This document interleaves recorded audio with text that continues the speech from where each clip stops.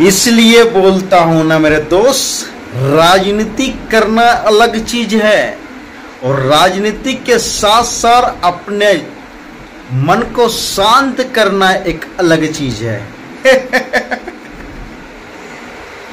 ये चंद्रशेखर रावत के बारे में 2023 से मैं बोल रहा हूं कि ये राजनीति कर रहा है और जातिवाद का बंटवारा कर रहा है और धर्म के प्रति इन्होंने जिस तरह से लोगों के मन में घृणा पैदा करने का काम किया है, इसका नाम चंद्रशेखर रावत उर्फ रावण है। वो रावण जिन्होंने एक दलित बेटी को, सही सुना आपने, एक दलित बेटी को जिसका नाम है रोहिणी घावरी, वही रोहिणी घावरी जो कभी चंद्रशेखर रावत का माइंटोर रहती थी, उनका साथ छल और कपट किया, उनके साथ जो है शारीरिक संबंध भी बनाया और उसके साथ है रिलेशनशिप में भी रहे। जो चंद्रशेखर रावत बोलता था कि रावण उर्फ रावण लगता था, आज चंद्रशेखर जो रावण बनकर बैठा हुआ है उत्तर प्रदेश में, उनका लंका जलेगा। जो धर्म के प्रति बीज बोने वाले, जातिवाद के प्रति बीज बोने वाले और जातियों को बंटवारा करने वाले, ST/SC करने वाले इंसान चंद्रशेखर रावण, जो ये रावण है ना, इनका लंका जलने वाली है। इनके ऊपर FIR दर्ज नहीं हो रहा है। जब ब्रिजभूषण शरण सिंह के ऊपर जब बड़े बड़े खिलाड़ियों ने शोषण का आरोप लगाया था, तो उन्होंने बोला था कि यदि मैं सिद्ध हो जाऊंगा तो अपने पद से मैं इस्तीफा दूंगा और मैं जेल चला जाऊंगा, स्वयं जेल चला जाऊंगा। और चंद्रशेखर रावत बोलता था कि मुझे आज्ञा अगर दे देना तो मैं ब्रिजभूषण शरण सिंह के घर जाकर उसे गर्दन पकड़ के बाहर निकालकर उसे मारने का काम करूंगा और जेल भेजने का काम करूंगा। आज रावण के ऊपर FIR दर्ज नहीं हो रहा है। क्यों? एक सांसद महोदय जो है और दलित बेटी का शोषण करने वाला इंसान, दलितों का शोषण करने वाला इंसान, बीजेपी को यह बार बार बोलता था कि दलितों का शोषण करता है। आज रोहिणी घावरी के साथ चंद्रशेखर रावत क्या कर रहे हैं? आज रोहिणी घावरी के साथ क्या कर रहे हैं? यही तो कर रहे हैं, शोषण कर रहे हैं, शोषण। देखिए चंद्रशेखर रावण, जिस तरह से तूने लोगों के बीज बोने का काम किया और जिस तरह से भारत के अंदर और उत्तर प्रदेश के अंदर ST/SC और दलितों का तोड़ने का काम किया, उसी तरह से आज वही दलित की बेटी इंसाफ मांग रही है। वही दलित की बेटी पूछ रही है कि 10 सालों से मैं आपका माइंटोर थी और 3 सालों से आपके साथ रिलेशनशिप में थी, तो चंद्रशेखर रावत छिपाया क्यों? आज ब्रिजभूषण शरण सिंह के बारे में उन्होंने बोल रहा था कि ये महिलाओं का अपमान है, महिलाओं को न्याय मिलना चाहिए। आज जो है, अब सोचिए जरा, आज जो है चरण सिंह बोल रहे हैं मैं महिलाओं का बहुत इज्जत करता हूं, मैं कोर्ट में देख लूंगा। तो इज्जत यदि करते हैं तो कोर्ट में देखने की बात क्या है? आप जनता के बीच में माफी मांग लीजिए।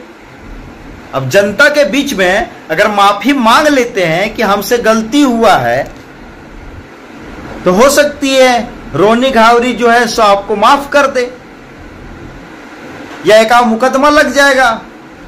लेकिन नहीं, जब CBI जांच होगा, जब लोगों की जांच होगा, जब जांच कमेटी बैठेगी और जब चंद्रशेखर रावण रावत तो बोलूंगा ही नहीं, क्योंकि चंद्रशेखर रावण है ये, और जिस दिन इसकी लंका जलेगी उस दिन देखने में मजा आएगा। क्योंकि जातिवाद में बांटने वाला चंद्रशेखर रावण, हिंदू को बंटवारा करने वाला चंद्रशेखर रावण, और उत्तर प्रदेश में जिस तरह से जातिवाद को फैलावा करने वाला चंद्रशेखर रावण, क्या रोहिणी घावरी को इज्जत दे पाएगा? क्या रोहिणी घावरी के साथ जो उनके रिलेशन थे, क्या वो एक्सेप्ट करेगा? नहीं करेगा, क्योंकि ये वैसा इंसान है जो सिर्फ और सिर्फ राजनीति करता है और बीजेपी के खिलाफ बोलता है। और कहीं ना कहीं जब बंगाल में जल रहा था, बंगाल में एक महिला डॉक्टर के ऊपर एफआईआर दर्ज नहीं होकर रेप कर दिया था, तो ये चंद्रशेखर रावत चुप था। जब बंगाल जल रहा था तब चंद्रशेखर रावण चुप था। जब उत्तर प्रदेश में 2 बच्चों को मारा गया तब चंद्रशेखर रावण चुप था। जब बिहार में पुल टूटा तो चंद्रशेखर रावण चुप था। जब बंगाल में महिलाओं का घर, ST/SC महिलाओं का घर को जला दिया गया एक मुसलमानों के द्वारा, तो ये चंद्रशेखर रावण चुप था। लेकिन जहीं बीजेपी के कोई कार्यकर्ता से कोई गलती हो जाए तो चंद्रशेखर रावण ऐसे उछलते हैं जिस तरह से उनका मौसा को किसी कुत्ते ने काट लिया,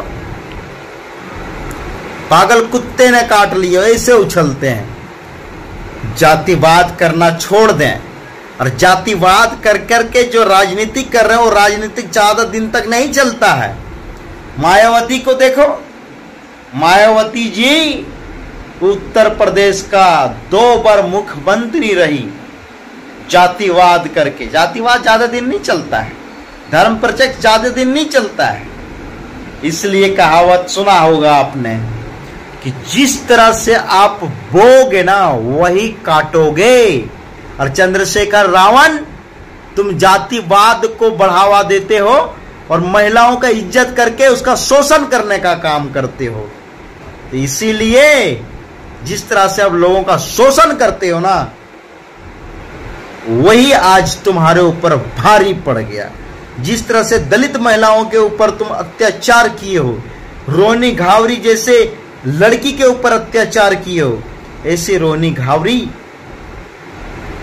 कभी ये मत समझना कि एरू गेरू वो लड़की है, तुम्हें जेल जाना पड़ेगा और तुझे आजीवन की सजा होनी चाहिए,